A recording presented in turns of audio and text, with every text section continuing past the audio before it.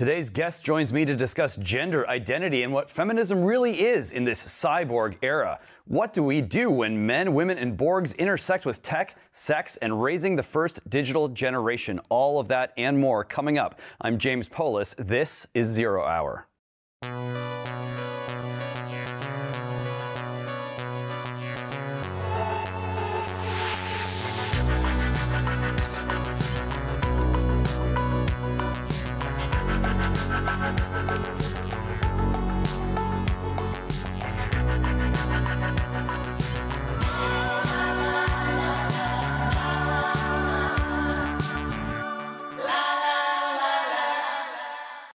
Mary Harrington's here, a self-described reactionary feminist. She's the author of the book Feminism Against Progress, a contributing editor at Unheard. She writes a weekly Substack, Reactionary Feminist, on culture and politics in the cyborg era, and she's joining us today from across the pond. Welcome, Mary. Hi, James. Thanks for having me. All right, so the book's Feminism Against Progress. It's got a beautiful cover for people who haven't seen it. It's also got a blurb on it, which is probably one of my favorite blurbs that I've seen on a book this year. Like downing a packet of Tang Fastics after a lifetime of gruel. I'm imagining that's something like Emergency or Pop Rocks. Did you expect to have such a big reaction to this book? Honestly, I was expecting to write like a monograph that will be read by a couple of hundred people. Like when I set out to write the thing, I thought it was going to be I wanted to park a tank on a couple of lawns, and it was literally just, this is something I want to get off my chest, and then I'll go and write a respectable book that publishers will buy, and I don't know, that will get reviewed by normal people.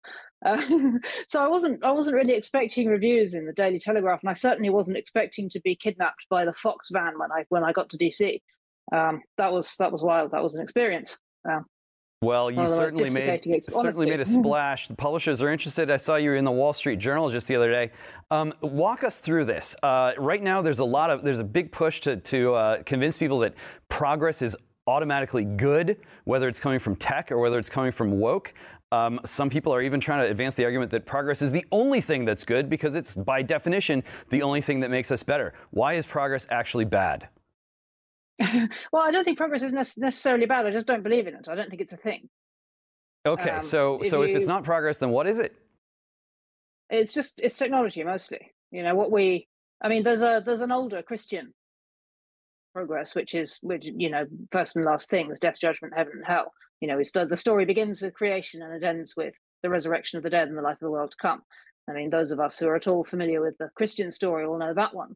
But with the waning of the Christian story in public consciousness, and inextricable from the rise of technology and technological society, if you like, we've come to think of progress as sort of a movement a directional movement from less good to more good, which will somehow carry on forever and will then bring us out eventually to somewhere that's good. But isn't the life of the world to come? It's heaven on earth. We're immanentizing the eschaton.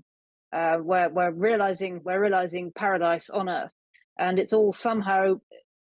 It's a whole worldview. It's a whole theology in a sense. I call it progress theology, that says where constant effort means that things can go on getting better forever, but also that somehow this progress is always it's moral and it's also material.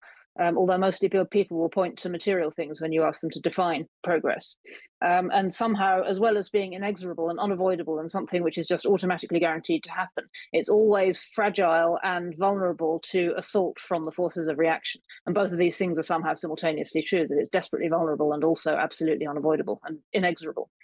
The trouble with progress theology is that it's not really true. I just don't believe in it. It's a belief. It's not a fact. And if you ask anybody to define what they mean by progress, immediately in order to do so, they'll end up begging the question, which is to say they'll assume the truth of what they've set out to prove.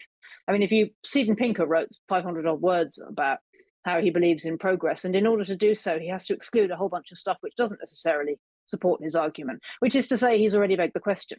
He's decided it's true, and then he's just cherry picking the evidence which supports it. Well, I keep looking around. Any metric. I keep looking around for signs of progress in paradise, and I see a lot of war. I see a lot of suffering people. I see folks taking drugs and not feeling better, blocking hormones and not feeling better. We can get into the Borgs in a minute here, but before we do, I just want to make sure everyone understands what exactly you mean by feminism. We've had at least 3 waves, if I'm counting correctly, but there's probably been another one just in the time it takes me to get out this sentence. What's feminism, and how does it help us out here? Well, I mean, I set out to write the book really as a way of trying to answer a question that really bothered me when I realized I didn't believe in progress anymore.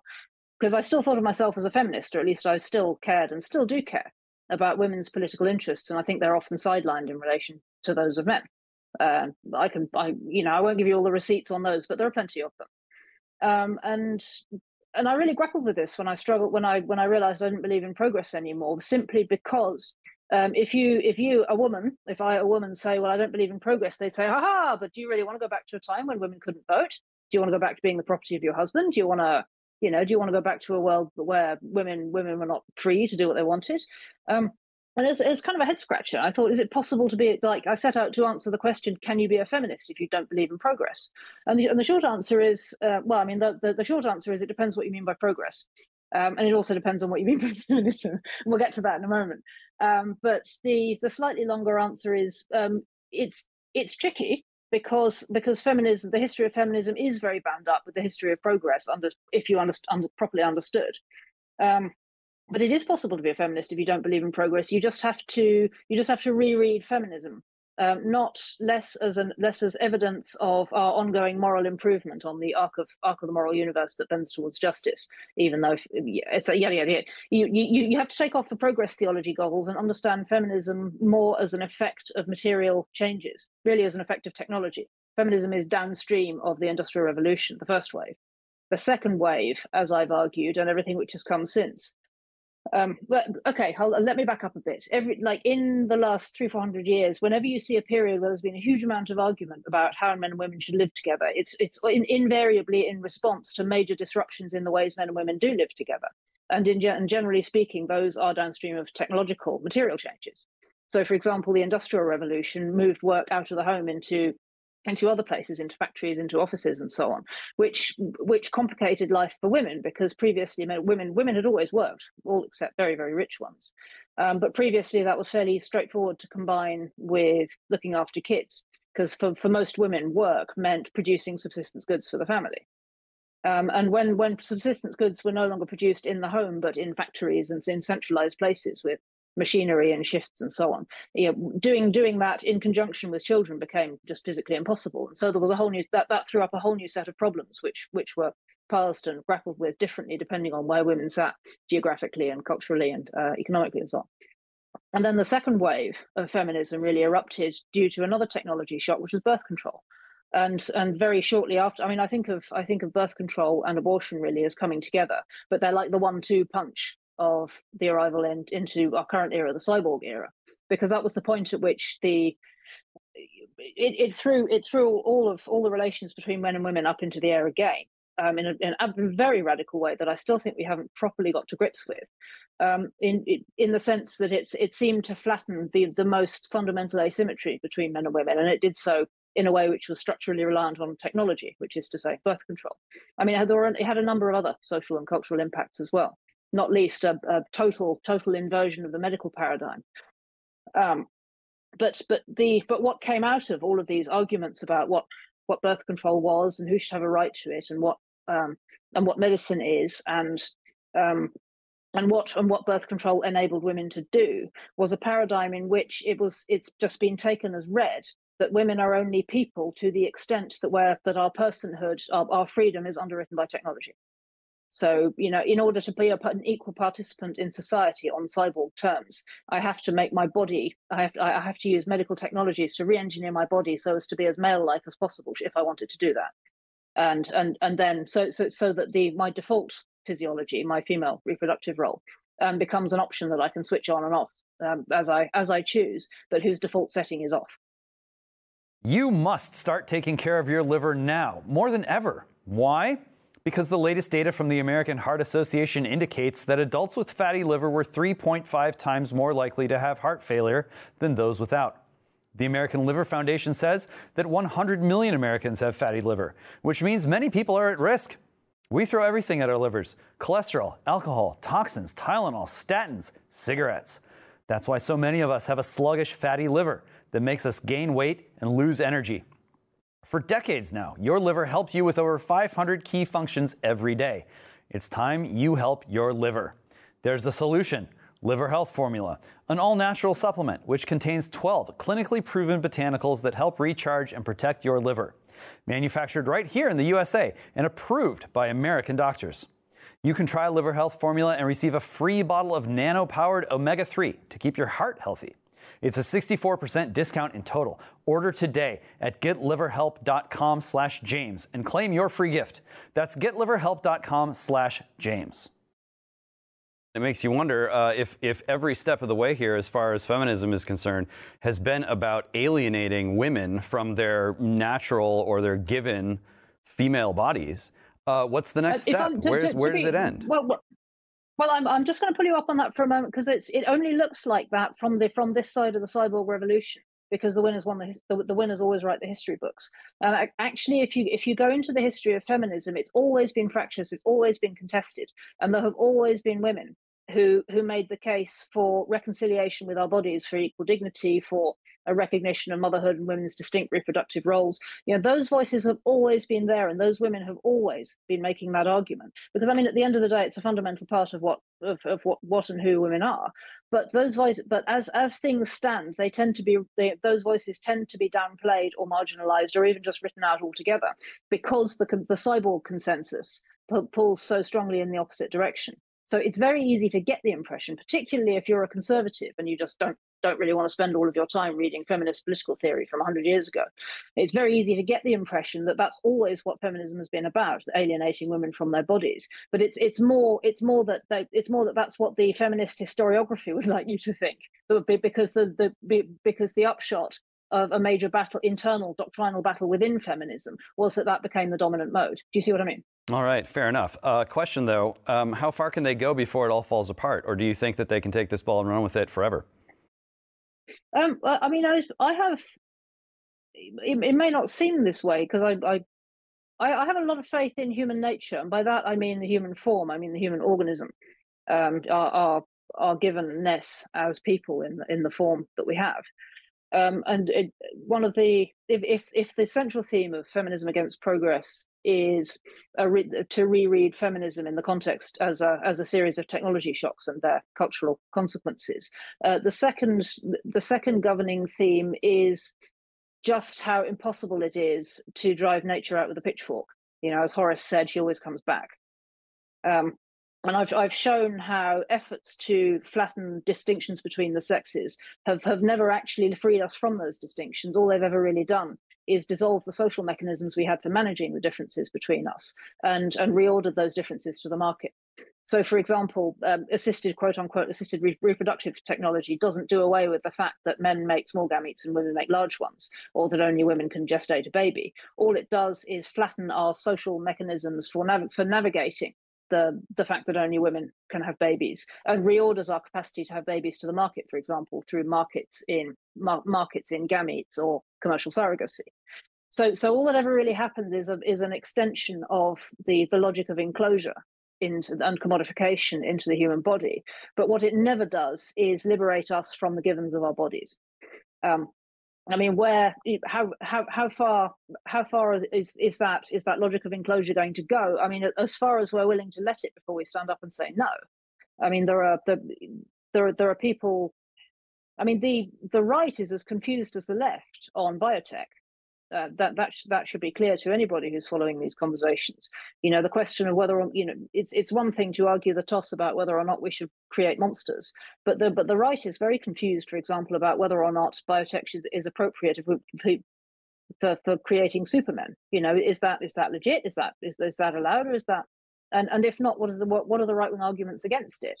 You know, outside the Christian paradigm, there aren't very many. I mean, these are really live questions. You know, the sort of the collision of kind of biotechnological Prometheanism, or the fantasy of Prometheanism with our current political paradigm is it's left everything very much up in the air. And I think if there's a political cleavage, it's not really left and right anymore, and not in any meaningful sense. It's very much more human and post-human. And I see people on both left and right arguing for both of those stances.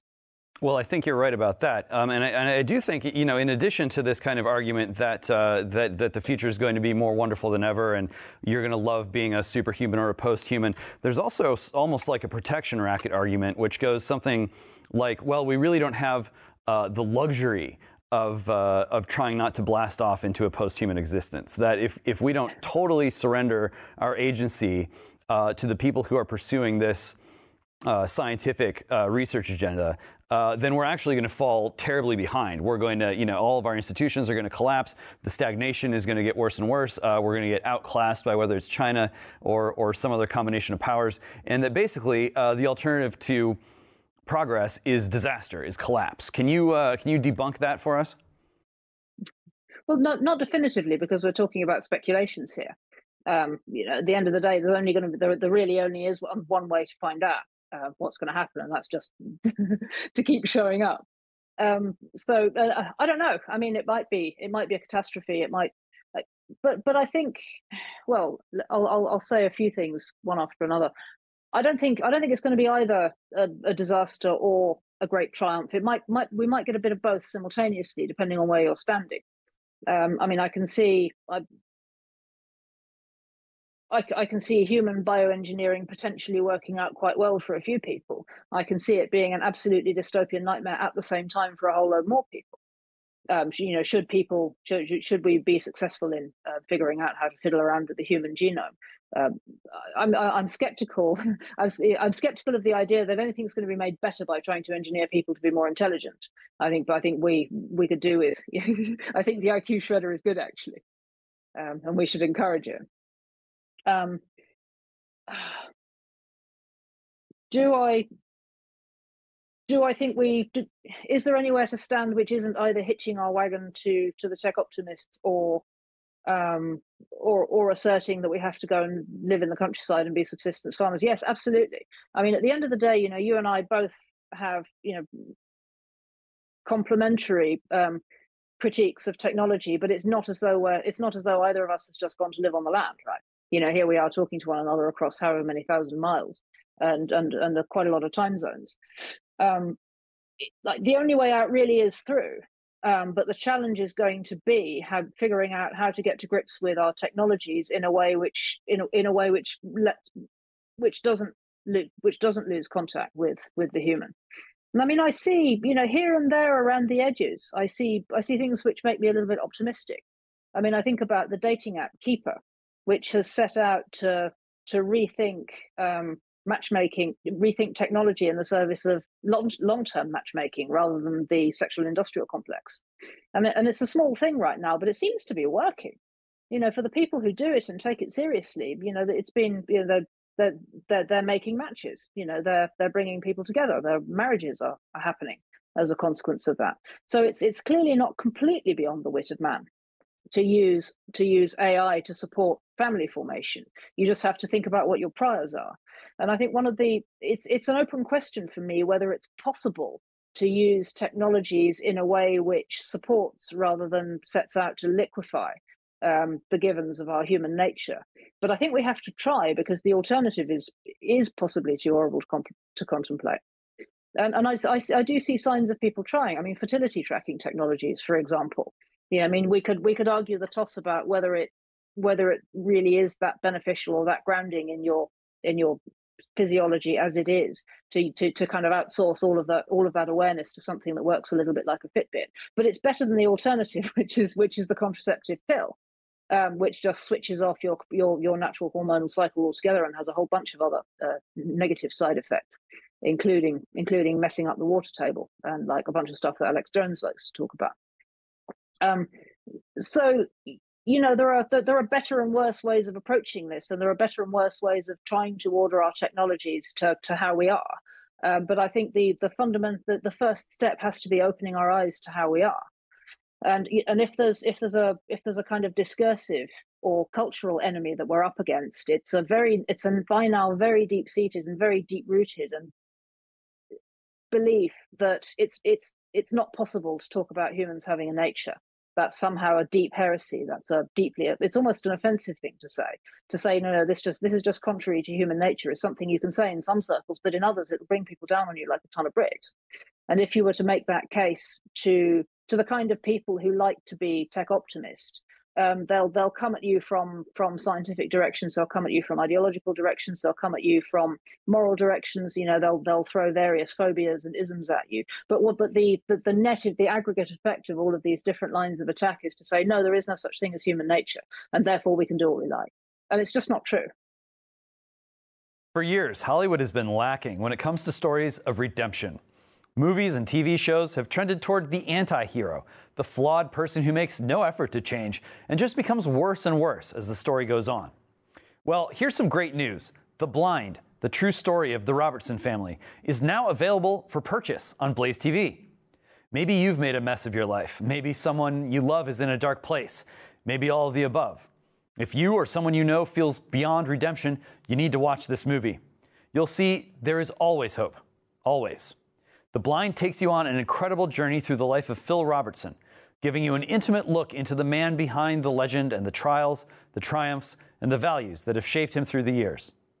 While The Blind wasn't a Blaze Media production, since Phil is such a big part of our Blaze TV family, we wanted to make sure you had the opportunity to stream it right here. Because it isn't ours, we can't include it as part of the subscription. But if you'd rather purchase it and stream it here instead of Apple and Amazon, we wanted to make sure the opportunity was there. Act now. Don't miss this opportunity to own The Blind, a Phil Robertson story on Blaze TV. Buy it today at blazetv.com/theblind for $19.99. That's blazetv.com/theblind.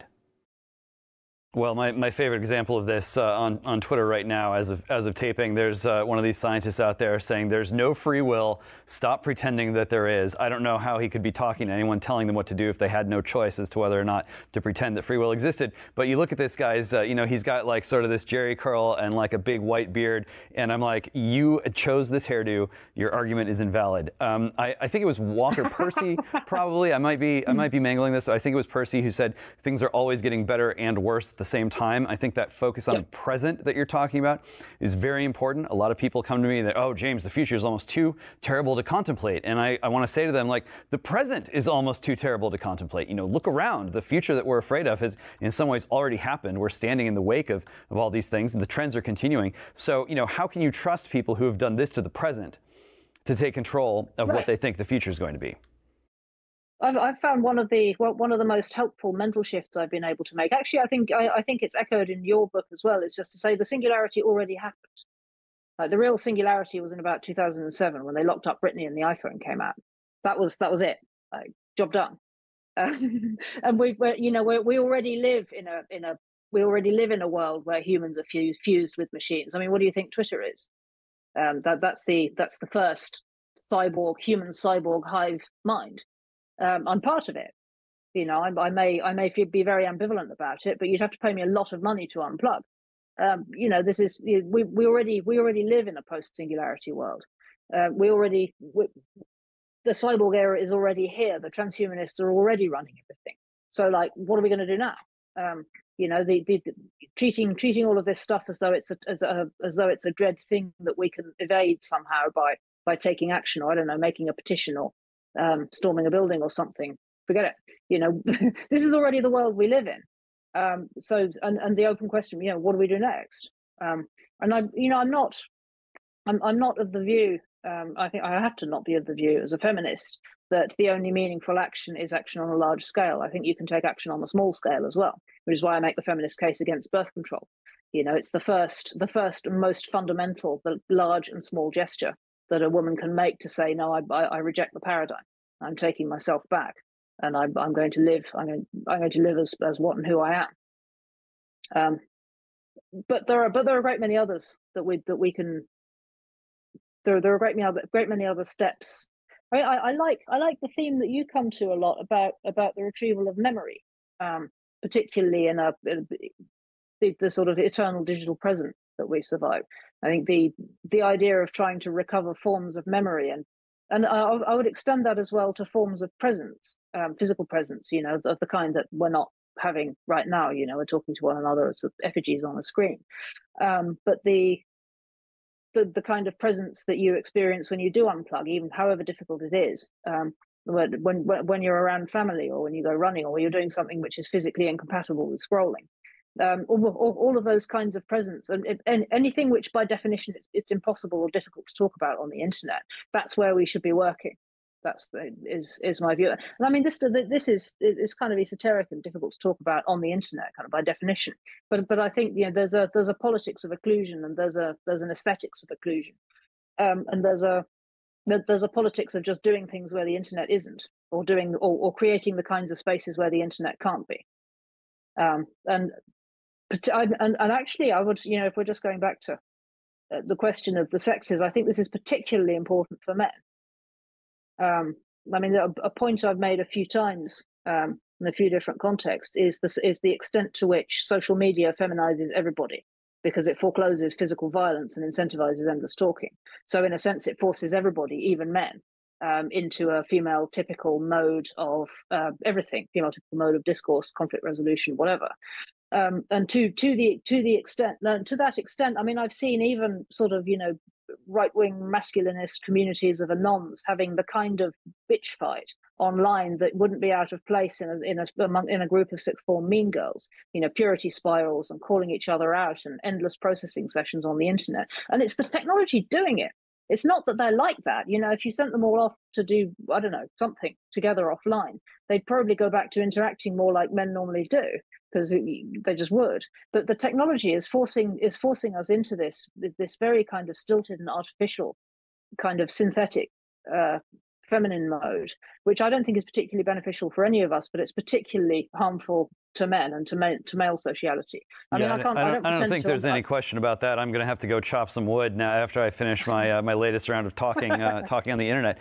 We got a little bit of time left. You mentioned religion at the top, gave us a little taste of the Nicene Creed. Do you think that Christians, the Christian Church, are especially well suited to help us figure out how to deal with the situation that we find ourselves in as kind of partial cyborgs? You got Elon Musk out there saying, "Oh, it's great. X is going to become the collective consciousness of the human race," or really, I should say, of the cyborgs, of man and machine. I mean, if the church isn't particularly good for dealing with that, it's probably going to be in trouble, right?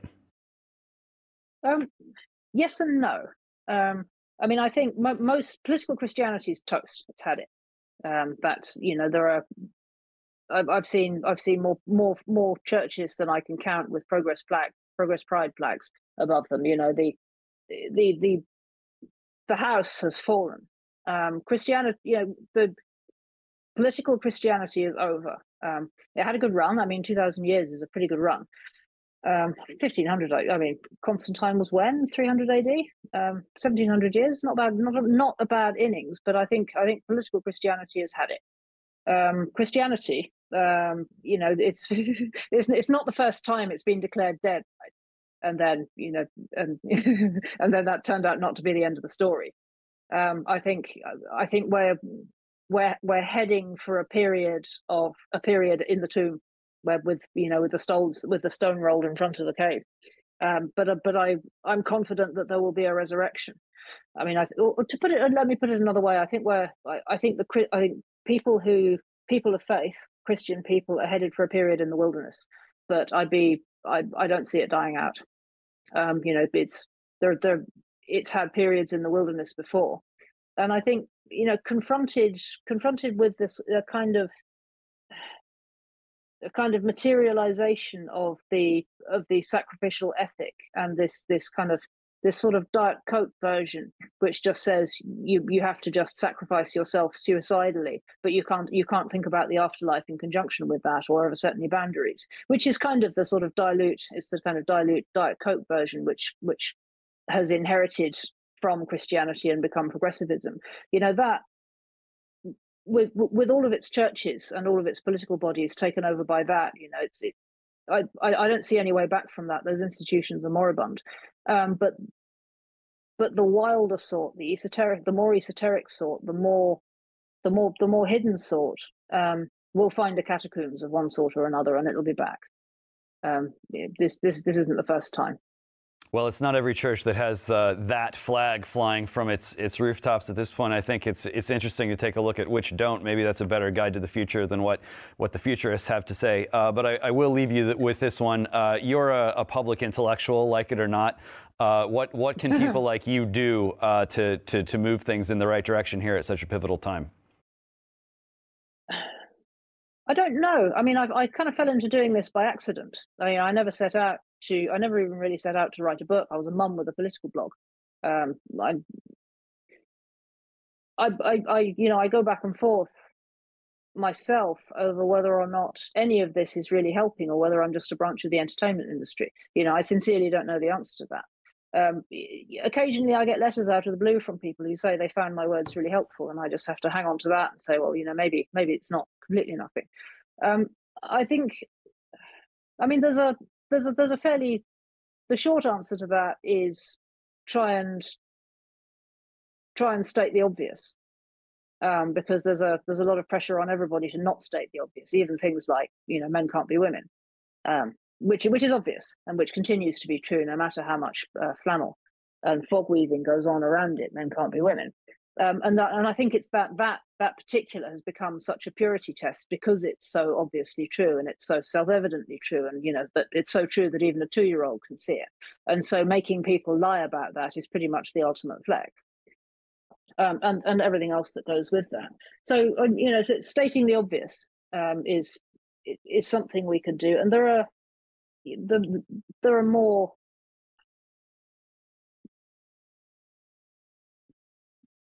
There are other contributions as well, some of them more or less public. I mean, I think a corollary of where we find ourselves is, and also what I was talking about the aesthetics of occlusion, implies very strongly that not all conversations can be had in public anymore.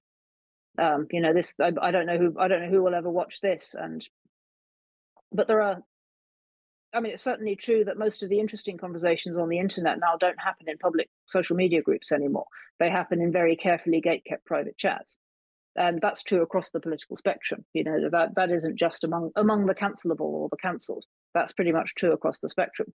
And I think, thinking carefully about the politics of occlusion and participating intentionally in the politics of occlusion, and also modeling a discursive modesty, I think are all important parts of trying to be real and trying to model being human in the digital age. I mean, at the risk of going down a literary rabbit hole, I've got a few minutes left.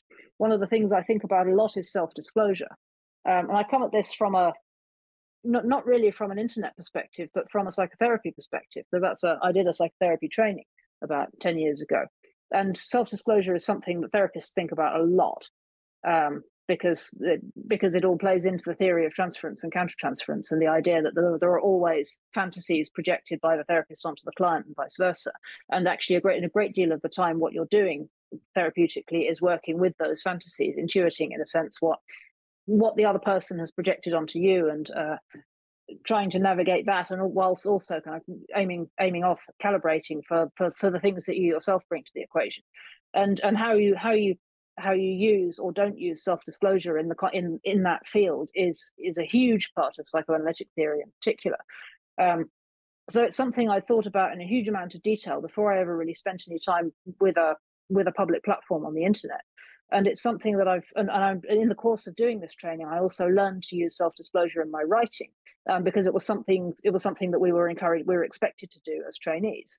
Was we weren't just writing analytic theory essays. We were also expected to bring in our own experience, and also and our experience from client work. So it's very much more of a sort of being able to write and think from the heart as well as from the head, and to be able to bring those things together. So that's something I've been theorizing for a good sort of 10, 15 years. And I found that whole sort of memeplex and that whole body of theory immensely important and relevant where it comes to thinking about how we show up on the internet, in the sense that the machine is always inviting more self-disclosure. It's always inviting more of ourselves. Somebody always wants to know somebody wants to know what the inside of my study looks like. I bet you somebody has zoomed in and tried to figure out what all the books are on my shelf. because people just do. People are curious. You know, it's not. Yeah, I could say people be crazy, but there you go. There's my bookshelf. But it's not that people are crazy. It's that people are curious, and people want to feel connected to public voices. People want to feel connected to somebody whose words resonate with them. And so every time I volunteer something from my own private life or something with my own inner life, it's the reward you get back is immediate and very, very tangible. If I write a sort of dry theory essay, I'll get one response. If I were to write the same thing, but with a personal anecdote woven through it, it will have a completely different response, and it will land completely differently with people. But it's a real two-edged sword in the sense that once you put something out there, it's out there, and then people will sort of put all of the pieces together. And before you realize it, you've offered quite a lot of yourself to the machine. And so I think about this a lot, and I think about the intentional practice of modesty and the intentional practice of boundedness in the context of what the internet, what you're always invited to contribute of yourself, and how really to manage that ethically and honestly and sustainably, and also respectfully to the people around me who just don't want to be involved in any of that, and with whom I have relationships, you know, which don't belong in, and which I have no right to make public. You know, it is something I think about a lot, and I think it's something which is possibly under theorized on the internet generally, you know, except in the sense that people stare at those who indiscriminately share of themselves on the internet and sort of make a spectacle of them, but also feel disgusted by them slightly at the same time. But nobody's really I don't know if anybody's thinking through how to be public with integrity and a measure of boundedness on the internet. And yet, you know, to the extent that we're all encouraged to be, it's pretty much impossible to not be on the internet. I feel like we need to be thinking that stuff through, and we need to be modeling that. Well, I think you're quite right about that. I'm not a psychologist. I'm just a humble talk show host. But one of the things we try to do on this show is really to get some of those conversations that are happening in the private chats out into the bloodstream, out into you know, the consciousness of at least the audience, if not the entire human race simultaneously. It probably overdoes it a little bit. Entertainment, you know, I think what you're doing, if this is entertainment, it's of the kind that enlivens the spirit at a time when people really need a little bit of livening up at the spiritual level. So Mary Harrington, thank you so much. That's all the time we got today. Buy Mary's book, Feminism Against Progress, and follow her Substack. Until next time around, I am James Poulos. This is Zero Hour. May God have mercy on us all.